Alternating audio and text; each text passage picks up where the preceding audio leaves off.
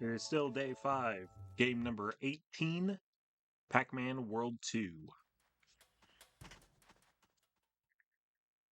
First foray into the GameCube. Yeah, let me not delete either of my 100% files. First GameCube game I'm doing. That's actually a GameCube game, not just a game I'm playing on the GameCube. I think, at least.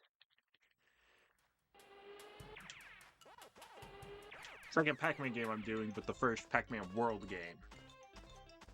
Pac-Man World series is going to be a very, very good series for me to do, because I am super familiar with the series. And there are many, many, many different versions of the Pac-Man World games that pretty much all are going to be viable. The only ones I'm kind of not thinking are that viable are going to be World 2 on Game Boy Advance and World 3 on DS. I don't know those versions of those games that well, so I don't know how long they're going to take or how easy they're going to be to actually do. But this is actually going to be kind of interesting, because this is the first time that I am playing the original Pac-Man World 2 after playing Repack. And with how short my rev rolls are getting stopped, you can probably tell that I'm used to a different kind of rev rolling, because I am not rev rolling nearly far enough. So I guess in Repack, maybe you don't have to hold the button quite as long to get a full charge. Rev roll's different in pretty much every Pac-Man World game, similar to how, the spin dash will be different in most Sonic games. Not going to be generally consistent over them. I do think original World 2 probably has my favorite rev roll, because it feels the best with how much control you get in the air and throughout the entirety that you're using the rev roll. In a lot of the other games, I feel like you don't have that much control over the rev roll.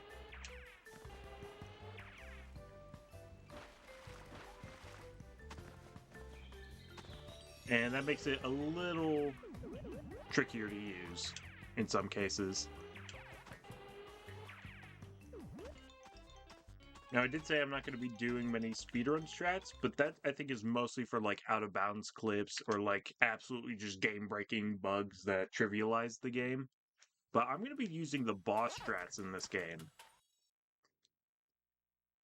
because not only are they pretty cool, but most of the time they're just kind of a faster way to do the boss. Now, this one's probably the most buggy of all the strats, for sure. This is not what you should be able to do. I really suck at this strat, though, always have. So, yeah, it's going to be a 2-phase, or a 2-cycle. Though it is interesting, because he doesn't play the cutscene, but he does still go into his second phase, if you do that strat.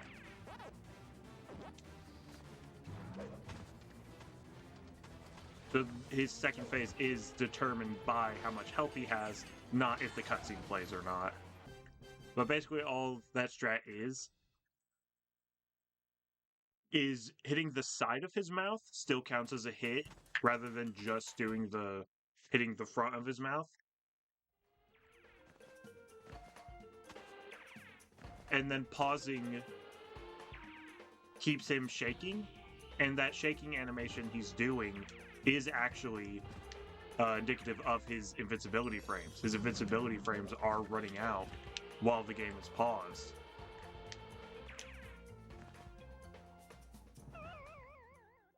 And so when his invincibility frames run out, then you unpause and you can hit him again. It's kind of weird how it works, though, because you can only do it twice. I'm cutting my rev roll off way too short there. But, if you fall off of him and then do another rev roll, and then you fall off again, you won't be able to do another hit on him until after he jumps.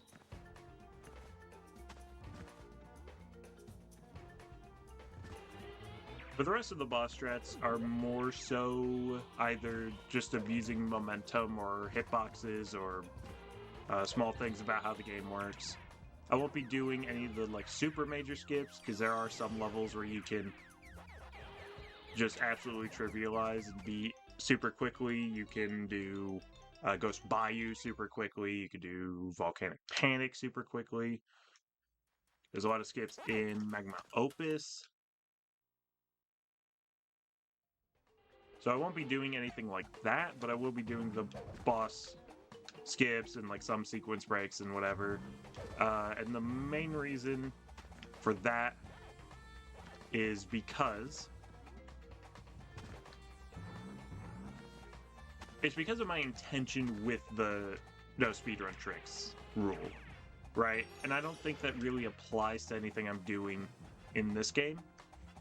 What I'm wanting to avoid isn't just doing speedrun strats or any sort of fast strats, you know, because there's a lot of fast strats you can do that you can argue isn't intentional and is a speedrun strat or whatever that, you know, wouldn't make sense to call that, you know, is taking one of the shortcuts in Hot Wheels Burning Rubber a speedrun strat. Well, no, they intend for you to do that. And granted, they don't intend for you to do the Blinky fight that fast.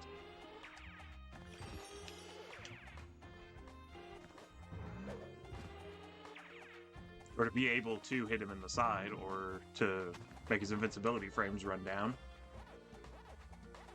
But the thing I'm really trying to avoid isn't just the making it faster, because that helps me in the challenge to make things faster. The faster I can beat a game, the quicker I can move to the next game. So it is in my best interest to go as fast as possible. That's why I used Star Road in Super Mario World. That's why I used the warps in Mario 2. That's why I used the shortcuts in Burning Rubber. That's why I bought the best vehicles in Burning Rubber.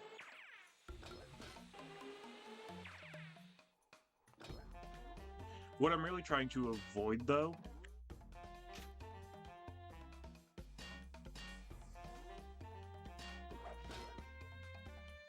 is I'm trying to avoid making a game that would normally never be viable only because I'm using large skips and strats you're not intended to use.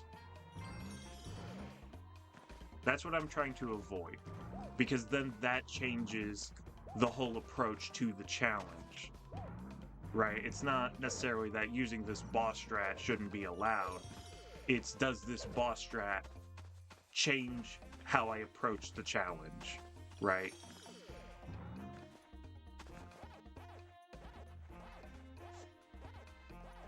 And so if you allow just any strat, any glitch or out of bounds or anything, that does change how I approach the challenge, because then I'm not looking at games in that casual, how fast can you beat it sense. I am looking at it more in what are the strats to beat it super quickly.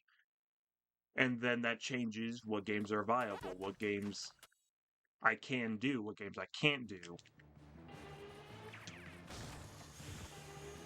I just really messed that strat up. I don't think that's how that was supposed to look.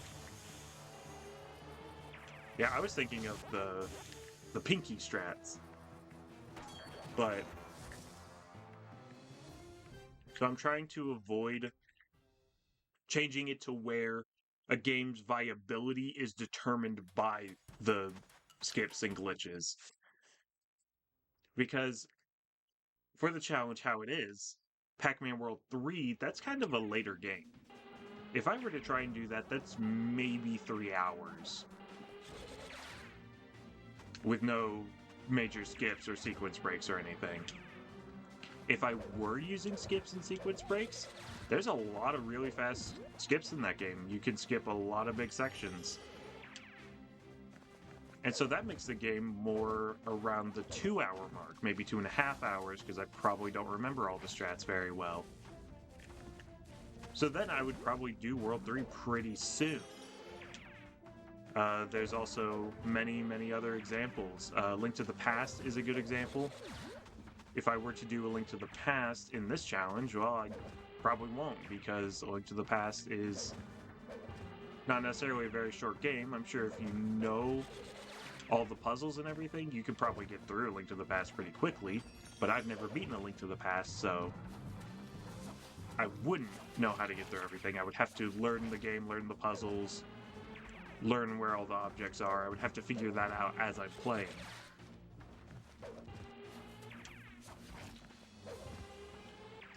But if you allow any skips or glitches, there is a very quick way to beat a Link to the Past in about 3 minutes. And there's ways to do it even faster than that, but the easy method is about 3 minutes. You just clip out of bounds, and you walk to the end of the game. Is pretty much all the game becomes. So that's a game I normally wouldn't do, but now I would do because the rules are different. How I think about what games I can and can't do is different. Sly Cooper's another game like that. If I have to beat it without using major skips, I don't know that I'm going to do the first Sly Cooper, because that game is pretty long. If I need to do skips or whatever, that puts it probably under the 2-hour mark. I could easily do Sly Cooper. Maybe not easily. I probably don't remember all the strats very well. But still. So that's mostly what I'm trying to do. That is kind of my reasoning behind why that rule exists. And why I don't really feel bad about doing some things that are kind of speedrun strats. You know, I did some sequence breaks in Mario 2. There were some doors I skipped just because I got enough height as Luigi to skip it, you know. But these are very small time saves, saving either just seconds, maybe a minute or two. But it's not changing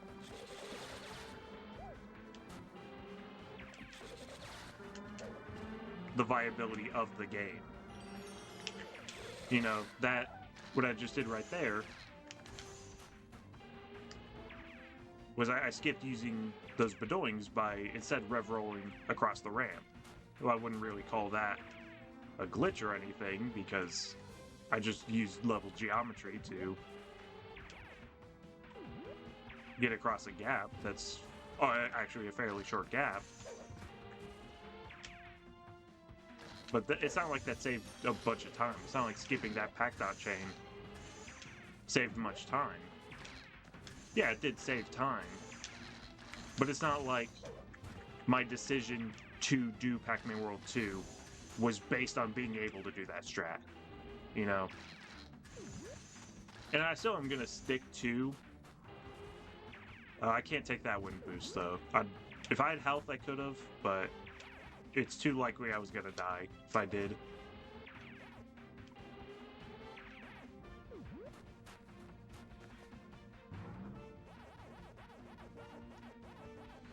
But I am still going to stick to it as much as I can. Again, I'm not skipping Volcanic Panic. I'm not skipping Ghost Bayou. Because I also don't want to just say I can do a skip if the game was viable either way, but the reasoning for it is why the rule's not that strict, right? I'm not considering every small thing about the game, and is this a skip? Is this a speedrun strat? How much time does this save, you know? Because even in this level, well, you could argue different things about speedrun strats in this game, or this level. Because in the casual playthrough, you probably just... Okay, I need to stop hitting the icicles. In a casual playthrough, you just turn and move however you do, right? You jump over all the ramps. You make turns whenever there's fruit or dots or anything. That's kind of what you do. But if you were to do speedruns, you would know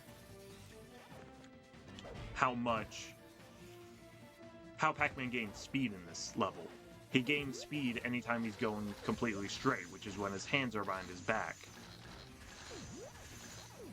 So you would play to where you have Pac-Man's hands behind him most of the time. And yeah, that technically is a speedrun strat, but I wouldn't say that invalidates me from being able to use it.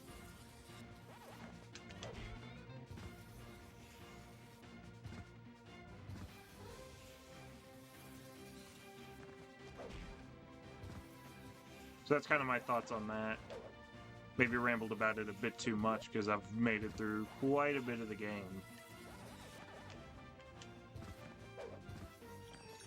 Just from rambling on that.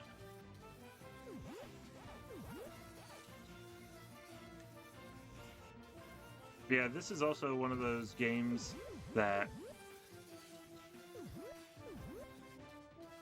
it depends on the differences between the versions into whether it counts as a separate game or not. Because if you were just looking for like any difference that's not just graphical differences or load screens, because this era of games, pretty much every GameCube, PS2, and Xbox game that had versions for those three platforms, you know, PS3 or PS2 rather, gonna probably have the longest load screens. GameCube's gonna be in the middle, with Xbox probably having the fastest load screens. You're gonna have GameCube's gonna have the worst graphics. PS2 is gonna kind of be in the middle. Xbox is gonna have the best graphics. Sometimes it can be the other way around. Maybe PS2 isn't that good, where GameCube is better. But usually GameCube struggled with like shiny things and transparency. If you look at Crash Bandicoot: The Wrath of Cortex, the graphics are so different.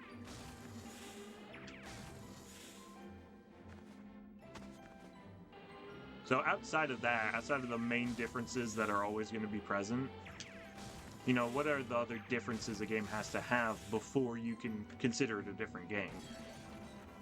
Because there are so many different versions of this game with very slight, small differences. I don't know why every version is pretty much different, but a lot of them are. And it goes beyond just platform. Like, there are differences between certain platforms. Some versions have different rev roll sounds. Some use the Packed Out Pawn theme for the overworld map. They have different sounds for when you butt bounce with the Chrome Power Pellet.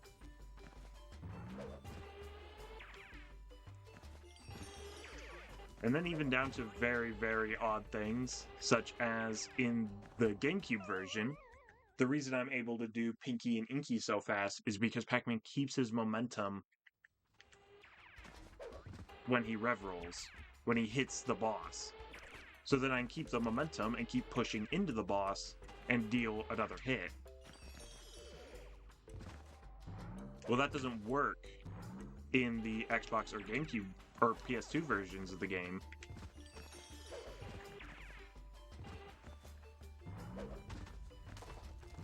Because Pac-Man loses his momentum and bounces backwards after each hit. So you have to do one hit at a time.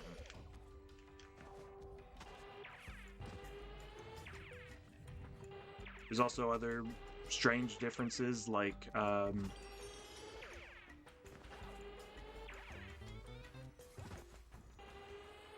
in the Xbox version, the Badongs in Badong Wood spawn differently, so you can't do the sequence break at the beginning of the level, because the Badongs that you would rev roll to don't spawn at that point in the level.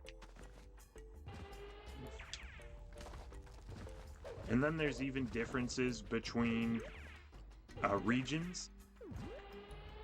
The Japanese PlayStation 2 version has some level designs changed to make some of it easier. I think bosses have half health. There's actually more voice acting in that version. The PAL version has... I do have to remember not to do the skip here, because I have over 10 years of muscle memory built up for doing this skip. So I have to purposefully tell myself I'm not doing that. And I'll do the same for Ghost Bayou. But the PAL version, the water levels, Scuba Duba and Shark Attack specifically, not Yellow Pack Marine, actually run faster. So the levels end a lot quicker than on the NTSC versions of the game. And then it's even just weird, wacky things like Black Label PlayStation 2 and Greatest Hits PlayStation 2 versions also have differences. Really weird that they do, but they do.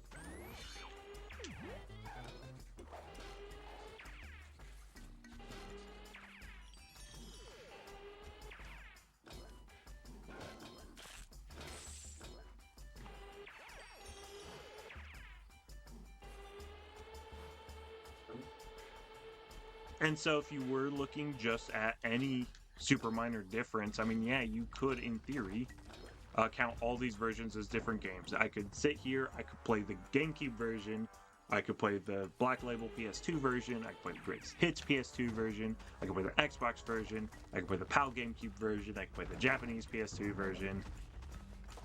But in the grand scheme of things, the game's pretty much the same game, just with these slight differences.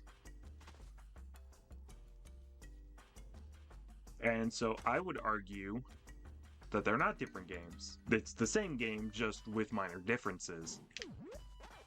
I feel like for the game to be different, it does have to be very different.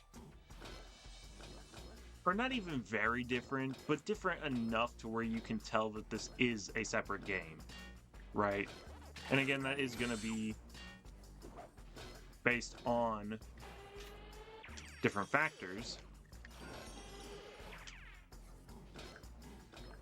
Even like when the game released, and what platforms it released on, and the dev team, and development, and whatever.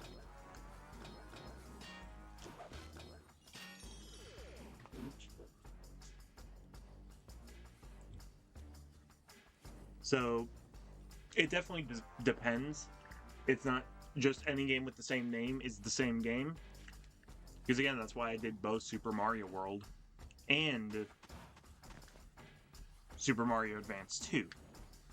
Because they are different games, they have differences. You can play as Luigi in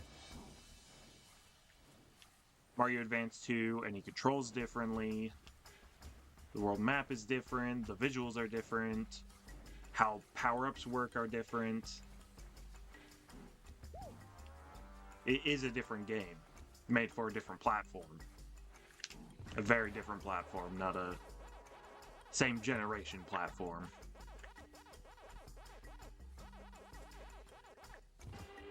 And that plays into the other Pac-Man World games as well.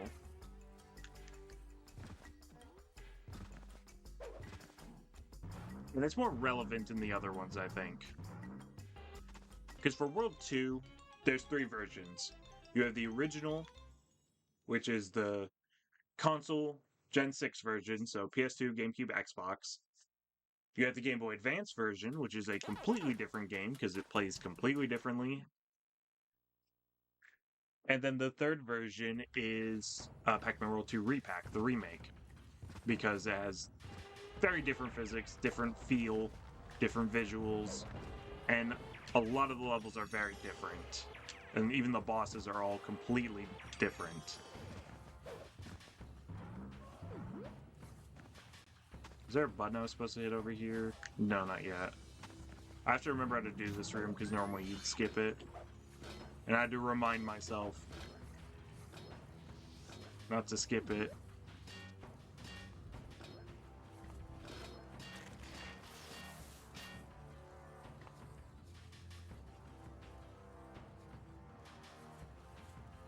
And so those are the 3 versions of Pac-Man World 2. And definitely, this version's viable. I mean, we're really getting close to the end of the game, actually. There's Yeah, 6 worlds. We're on level 3 of world 4, and there's 4 worlds per, for 4 levels per world. And it's been 25 minutes. Granted, it's going to be up a little higher because there is an 8-minute level coming up. But still, this version of the game is viable. And then repack is definitely viable too. There are some things that will make repack longer, because there are some boss strats, but the bosses are generally a lot longer in repack than in the original. Yeah, I kind of can't go for that strat now. Because that strat with going to that second platform works because you get hit by the fireball. And when you get hit by the fireball,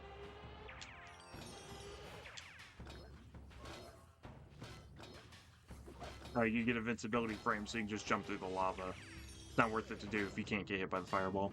I will also be doing slide skip though, because I mean that's kind of just the same thing as doing it normally. Normally you would go down the slide, but to skip it, I mean you just jump in the right spot and you still go down the slide.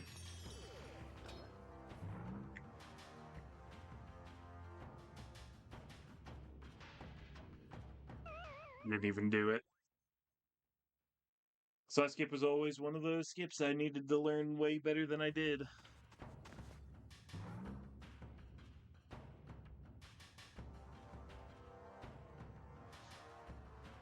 I'll give it one more try.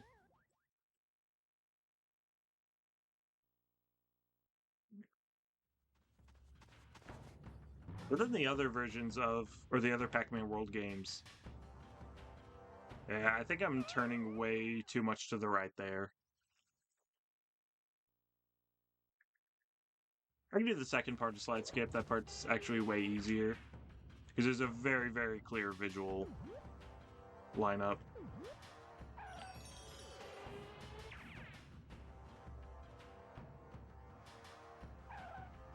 They just kind of jump towards this there, and boom.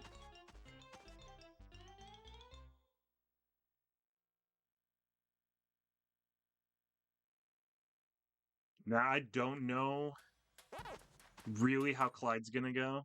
I was never that great at the Clyde strats. Don't know if I remember how to do the Clyde strats. But we'll see.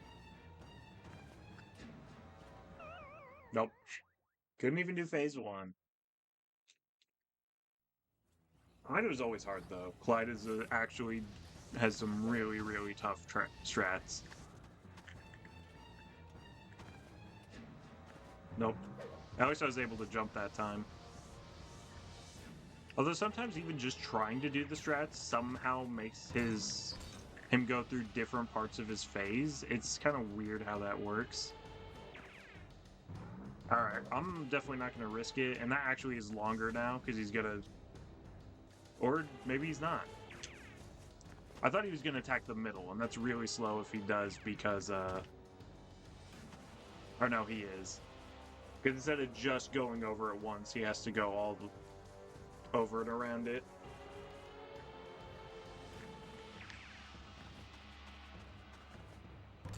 But at least I can do some of the strats, like doing the double hits. Even if I can't do the eye bounces or rev jumps. Yeah, phase 3, I just have never really known. I'll give it one more try, but if I game over, I have to restart the entire boss, so I'd rather not do that.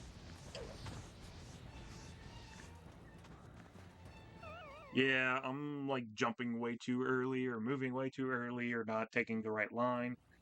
I really don't know this phase that well.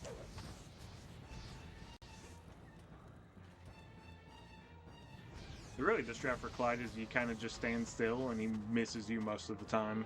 If you were playing casually, that's the strat. I know Clyde is generally like a actually really, really hard boss.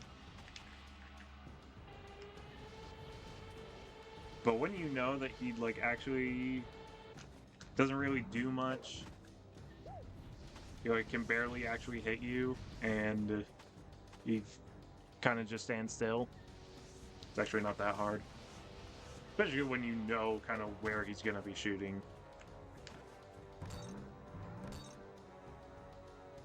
Alright, last chance for high bounce redemption.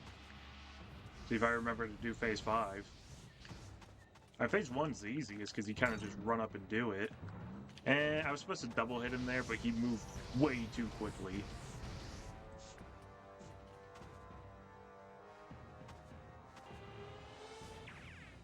Now we kind of get to the auto-scroller world. But there's some cool things you can do in Shark Attack and Scuba Duba to speed it up a little bit. Not a lot, but a little bit. And then Pac-Marine's gonna just be the worst thing ever. Because it always is the worst thing ever.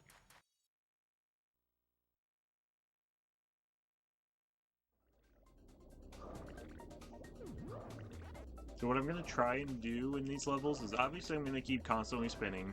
There's not going to be many points where I don't spin, because spinning's faster, and there's not really any like obstacles.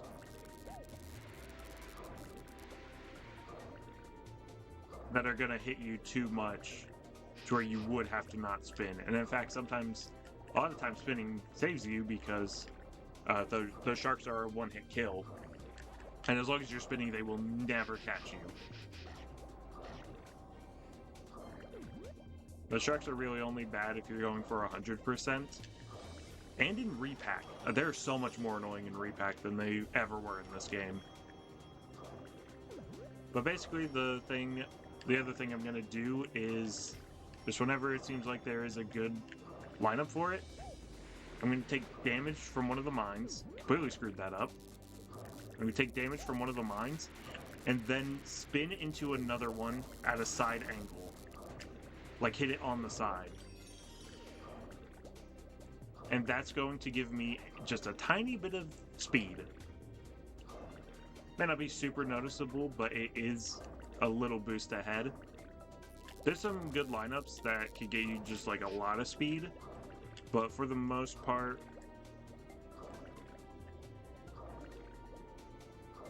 it's just little bursts of speed that just, even in a casual sense, not even from saving the most time, it just gives it a little more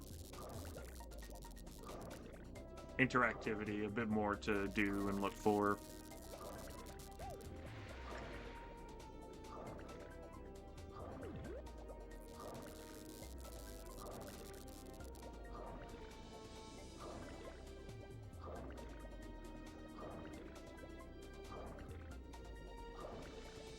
Then back to the topic of the other Pac-Man World games, that's where it gets a bit more interesting. Because there are a lot of differences in those Pac-Man World games, but then some don't have major differences, and yet I would still argue some of them are different games.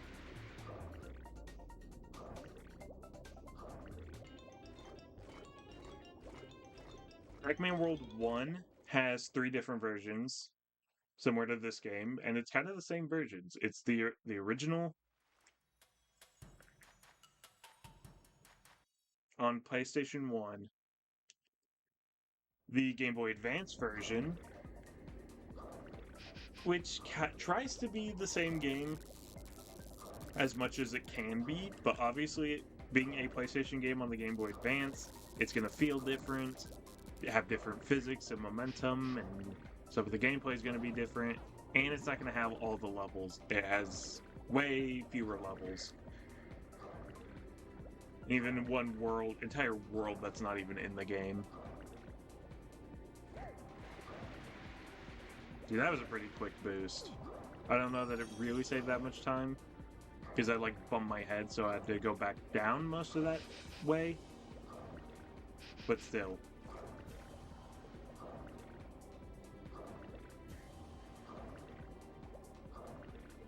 So World 1 on Game Boy Advance is very different, and then you obviously have Repack, which is not quite as different as World 2 Repack. Most of the levels are pretty much the same. It does have some notable differences, though, in that some of the boss fights are different. Clown Pre is Well, most of the boss fights are just changed a bit. So Anubis Rex is really the same boss fight. It's just not nearly as much of a bullet hell as the original is. Clown Pre is like the same track, I think, but you're racing in a third-person perspective from a car that like where the controls make sense instead of the slippery try not to fall off a cliff that the fight in the original game is.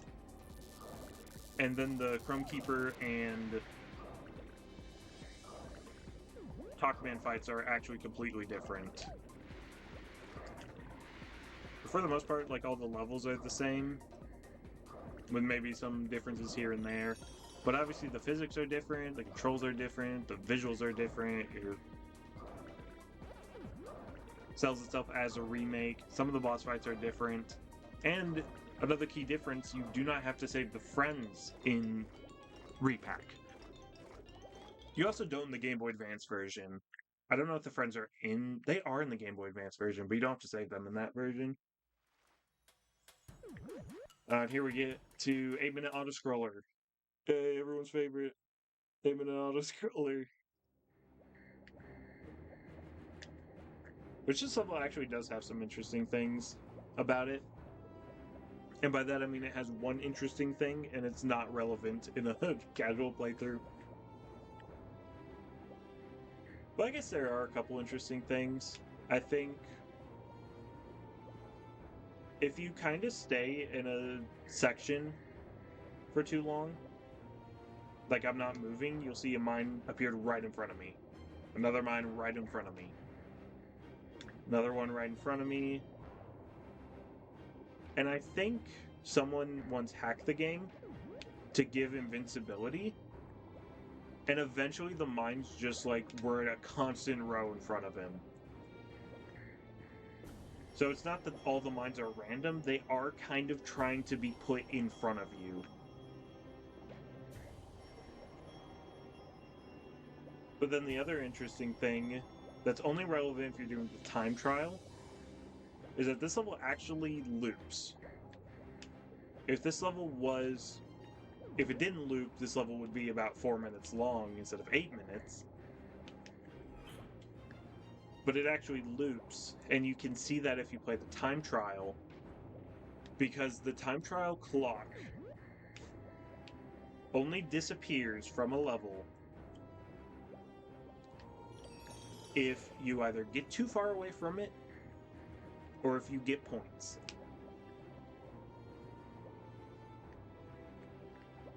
If you get any points, the clock will disappear. So if you grab a fruit, if you grab a dot, if you kill an enemy, the clock will disappear. That way, the level can be in its pure state of having everything when you start the time trial.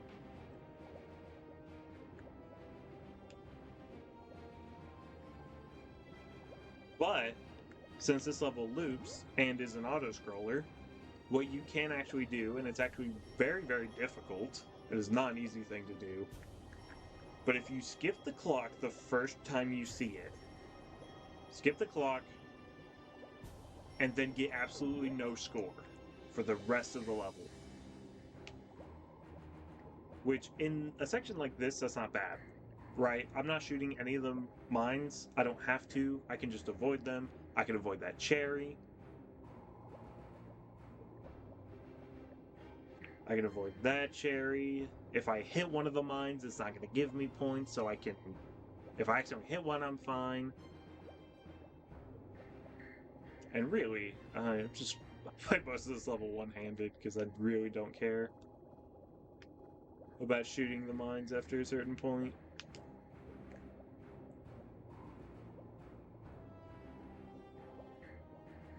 But for getting 0 points for most of the level, it's one of these sections where it gets really, really annoying. Because this guy's gonna come, he's gonna try and shoot at me, this guy's gonna shoot at me, third guy, fourth guy, fifth guy. And they're just gonna keep looping. They are not going to stop coming after me. They're going to get all mixed up. They're going to all be shooting missiles. It's going to be a chaotic mess to see where they are.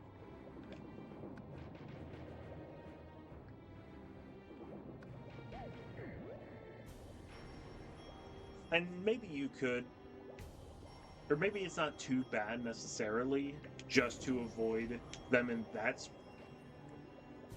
scenario when it's just them. But even in this section where there's all these pipes and obstacles and other enemies, they're still going to be attacking you. And so you have to not kill them, because killing them will give you points. So you have to not kill them for a very long time, until you get halfway through the level, when the level loops. I don't remember the tell for when the level loops. It's either a certain like number checkpoint or a certain visual. Maybe it's right here. I think this one actually might be the checkpoint where it loops. And after you grab that checkpoint, and before you grab the next one, you die.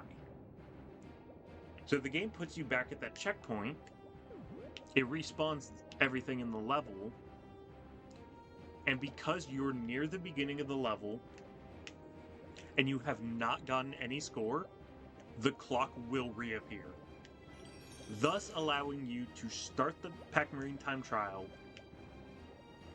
already 3 or 4 minutes into the level. And you can get a very, very fast Pac-Man time compared to what normally would be possible in an auto-scroller. The problem with that, doing that though, is while that is super interesting and a cool thing to do and have a cool time, you have to still play half of Pac-Man in a much harder version of it just to do it. It's not like you can actually just skip half of Pac-Man.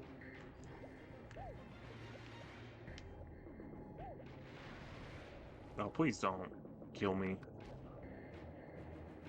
Some of these pipes, though, and like crab setups can actually be pretty tricky. I really need health. There we go.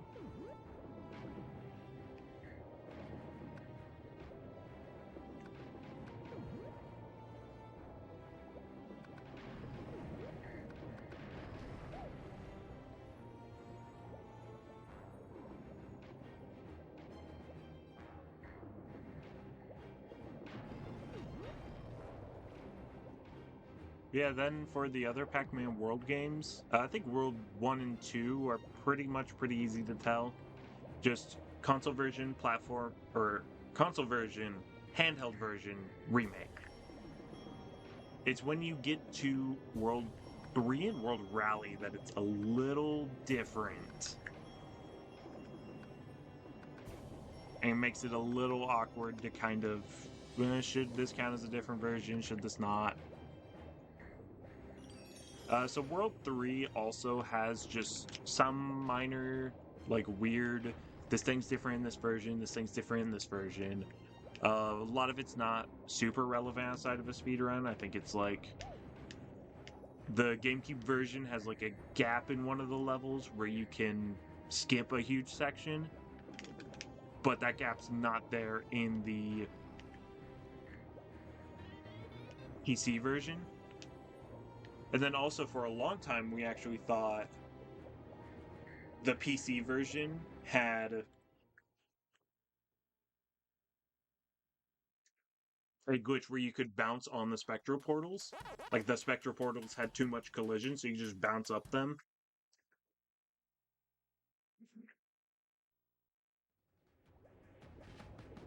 I'm actually going to quit out because I entered the level too late. And there's a reason I want to enter it on time. At a specific time. But everyone used to think that was a PC exclusive glitch. I think we found now, though, that it's actually a PAL exclusive glitch, because it works on the PAL version of the GameCube as well. I guess everyone was just playing the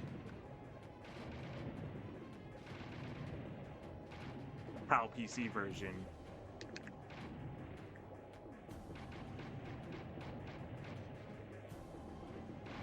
No, that was so horrible, dude. I don't think I entered at the right time, and I'm gonna try again because I want to. Alright, I think I went a little too early last time.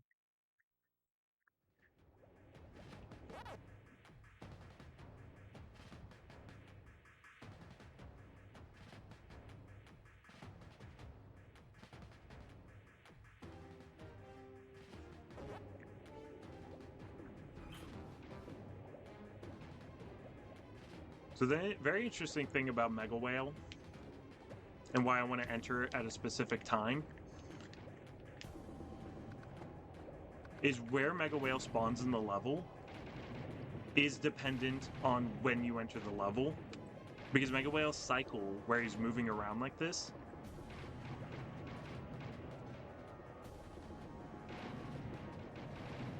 is actually happening while you're on the world map. He's constantly moving while you're on the world map. So where he spawns is dependent on how much time you've been in the world map before you've entered the level.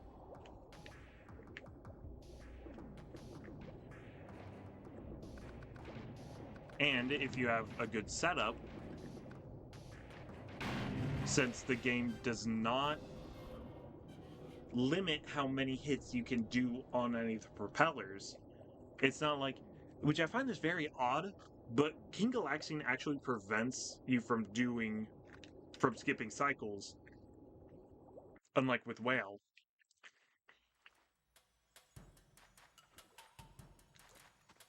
Because King Galaxian in Pac-Man World 1, when you destroy one of his eyes, he immediately becomes invincible, and you can't hit any of his eyes, and the rest of his eyes regain health in between phases. So you have to do all 4 phases of King Galaxian. For Whale, though, his propellers never regain health, I don't think, and you can hit multiple of them. What makes it kind of tricky to hit multiple of them, though, is sometimes some of his propellers will be out of range. So you can't hit multiple of them off at once. And then also his propellers block your missiles. So if you hit like the top one and you keep shooting, you might just be hitting the one you already broke instead of hitting the other one. But that lineup I did is, I've never been good at doing the full one cycle where you hit all 4 propellers at once, but that is a fairly easy lineup for trying to hit all of them off at once, or at the very least hitting 3 of them off at once and then having to do only 2 cycles instead of all 4 cycles. And that's why I had to exit the level and restart, because I'd entered too early initially, or I'd entered too late at first, and then I entered too early, so he wouldn't have started in that spot. That would have made that lineup easy.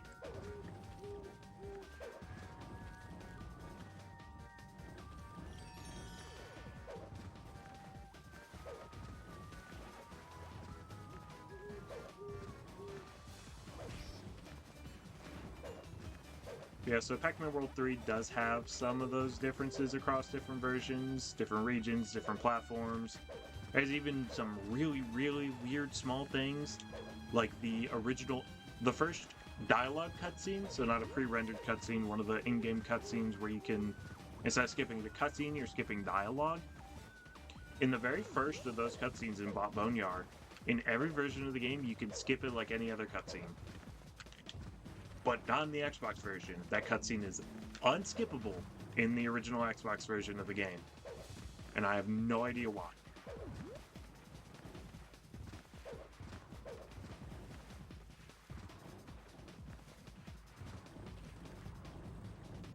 So it has small version differences like that, but I wouldn't consider those any.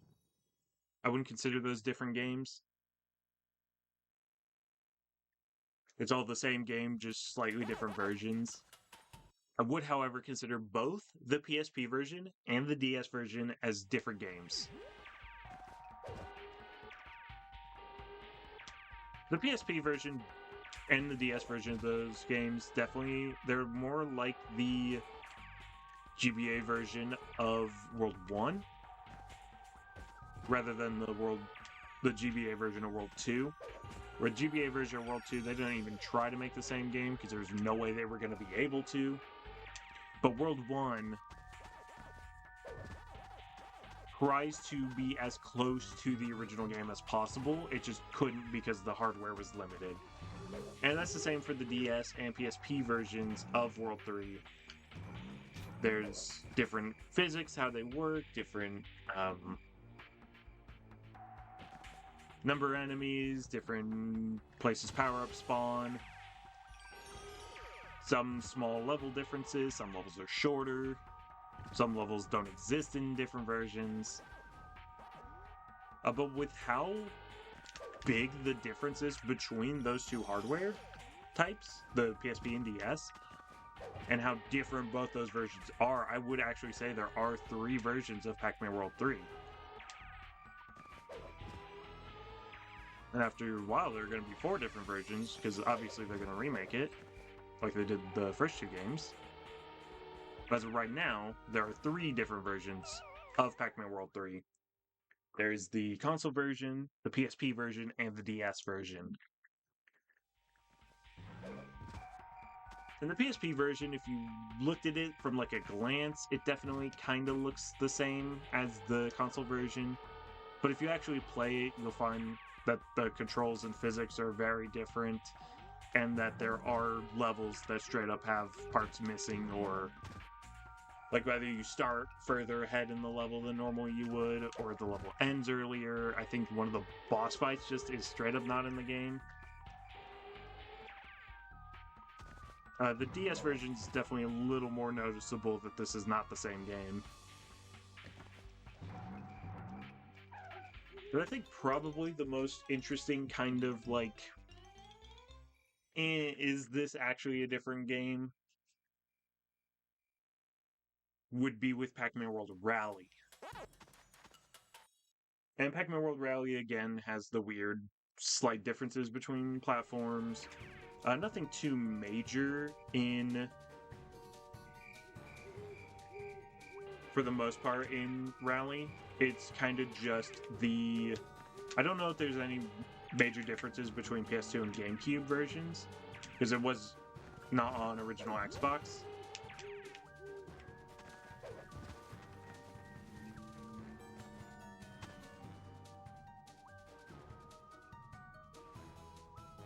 But the PC version, to me, feels a little different. Like, maybe it runs at a slightly higher FPS. Or just something about the physics is just slightly different, to where I feel like the PC version feels better than console versions. But that literally ate my jump. Maybe you couldn't hear it. But literally, I pressed the A button twice, and it didn't do anything, and I have to restart the whole level. If I did the skip, I'd already be done with the level by now. Maybe that's a bit of an exaggeration. I'd be close to being done with the level.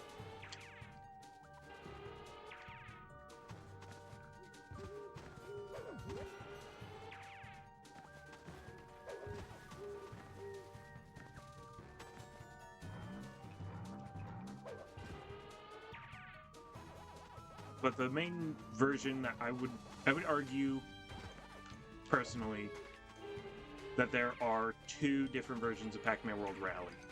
You have the console PC version, which, as well, I guess that is something. World 2 and World 3 both also have PC versions, and again, they have the slight differences and whatever, but they're the same as a console version. So the console PC version of Pac-Man World Rally is one version, and then the PSP version, I would say, is a separate version. And that's kind of the most, like, Is it really? Because if you play the game normally, the only differences you really notice is a slight difference in physics. There's 2 new characters to play as that are not in the console PC version, and there's 1 new race. Dude, I actually don't know where I'm supposed to be going. I don't do this level casually very often. That's just for the token, dude. I used to run 152 tokens, which is a category where instead of getting every token, because how you get the token, you need the bonus tokens if you were to get every token. And you get bonus tokens by you get 1 for 100%ing a level and 1 for doing the time trial. But 152 was just to get all the physical tokens in each level, so all 8 tokens in each level. That's kind of where my muscle memory for this level is coming from, is from running that category. That's why I went that completely wrong path. And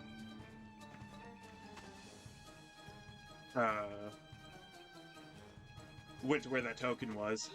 But here's an interesting part, a small little skip we can do. In this section, you have to kill 20 skeletons in 30 seconds. But what you can do instead is you can go to the end of the sequence, and I can really, really, really hope I went the right way, or else I'm probably dead if I didn't. Yeah, this is the right way. And then we grab the next checkpoint and die, and the level thinks we passed that section. Even though we didn't. Really all that happens, though, is it's not really about defeating the skeletons, it's about not dying. And you die if you don't kill all the skeletons in 30 seconds.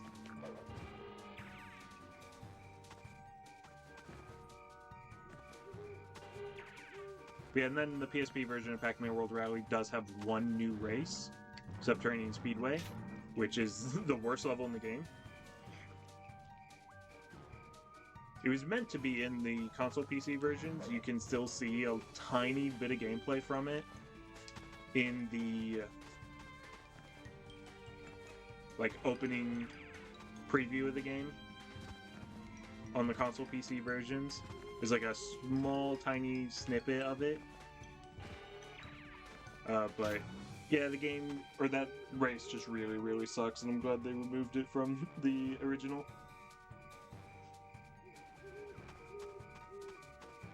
But yeah, even though maybe it doesn't quite feel like a separate game, it really is a separate game. Even though, in terms of how you beat it, this doesn't really matter.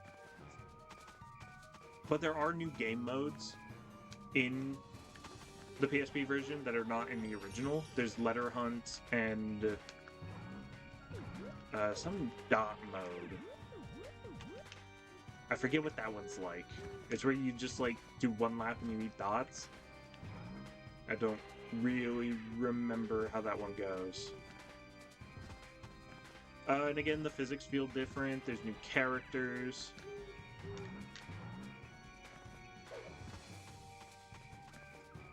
And generally speaking, unless if a company somehow in that era could have possibly made a console PC game and then made a handheld version that was exactly 1-to-1 identical, you know, maybe you could consider them the same game, but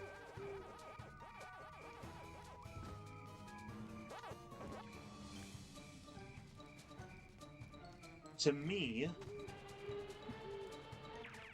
generally, if there are any differences, any significantly big differences, I would consider always a handheld version is different from the console version, because that's kind of just how it works. It would kind of depend for a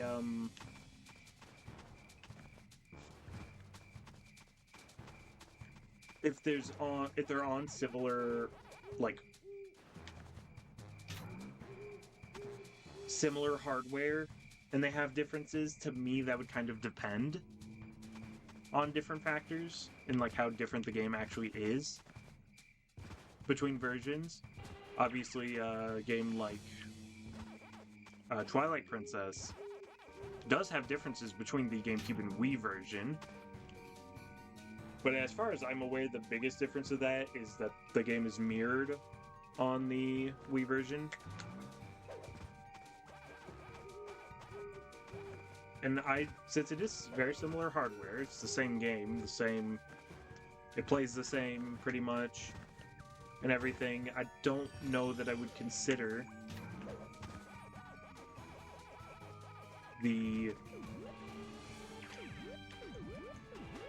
those to be two different games.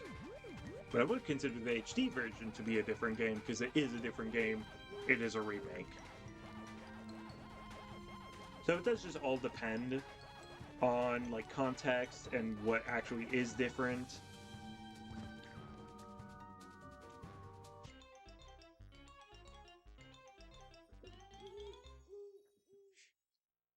It would depend. It's going to be to how I feel is right, and not what's going to benefit the challenge, but what I actually feel is right and true. But first we gotta defeat Spooky. I messed that up so bad, dude. But yeah, you have a little bit of time where you can move before his dialogue starts. And using that time, you can actually hit him. And he kind of stays a little bit before he moves. So if you're fast enough, you can actually stun lock him and hit him all 4 times in one phase without him moving.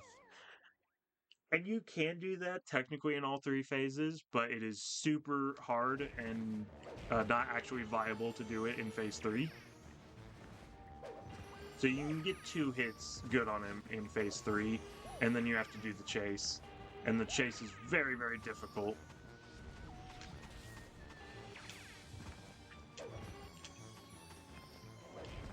Although I don't actually have to wait for him to come down. He actually is just straight up low enough to the ground.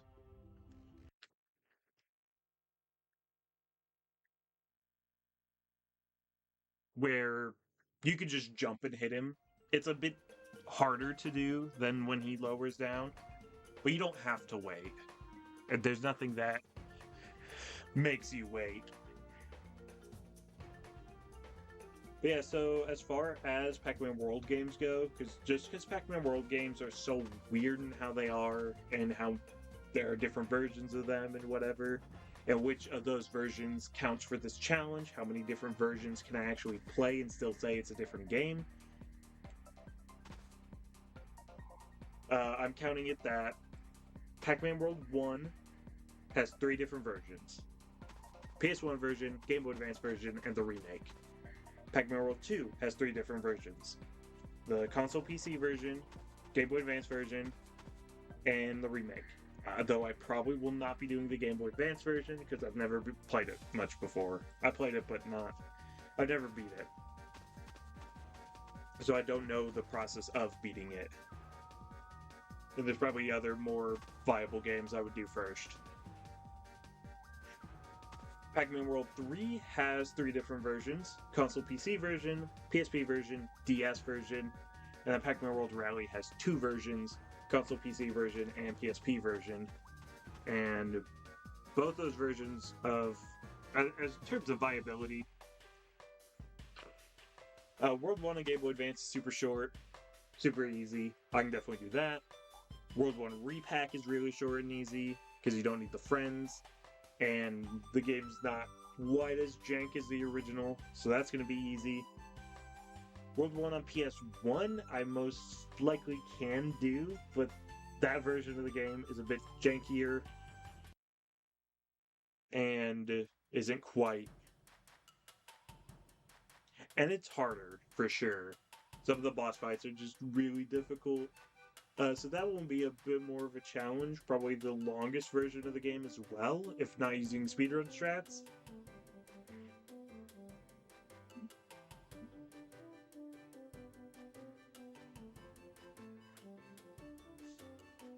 So that one's probably going to be a bit later, but I still will probably end up doing that one. Obviously, console PC World 2, I already did just now. Guys, game 18. So that's good. And then the remake is also viable. There are some tricky boss fights in the remake, but for the most part, it's same number of levels and everything.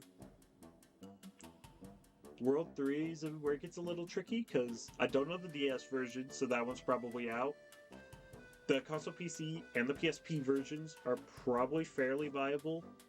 They are, however, they're a bit lengthier than World 1 and 2, so that'll probably be a much later on type of game. And then for World Rally, both versions are definitely viable, and I'm gonna do those pretty... I don't know how soon necessarily, but those are definitely gonna... Those are on my short list of these are really short games I can do. I mean, those are gonna take an hour at most. And yeah, an hour 02. Not too bad. Obviously, I didn't do a lot of the speedrun stuff, so it wasn't quite actually a speedrun. But I did quite remember a bit of it, and it was fun to play again after playing a lot of Repack. And really, it is just so hard to tell the differences between this game and Repack, because Repack was a new experience when I played it. This game I know so well that it didn't feel like I was really doing anything different from what's just natural to me. It didn't feel like, oh, this is so weird after playing Repack. No, this is just so ingrained in my muscle memory and my brain that this is just as playing Pac-Man World 2, the original, that's just like breathing to me. That's just so natural to me.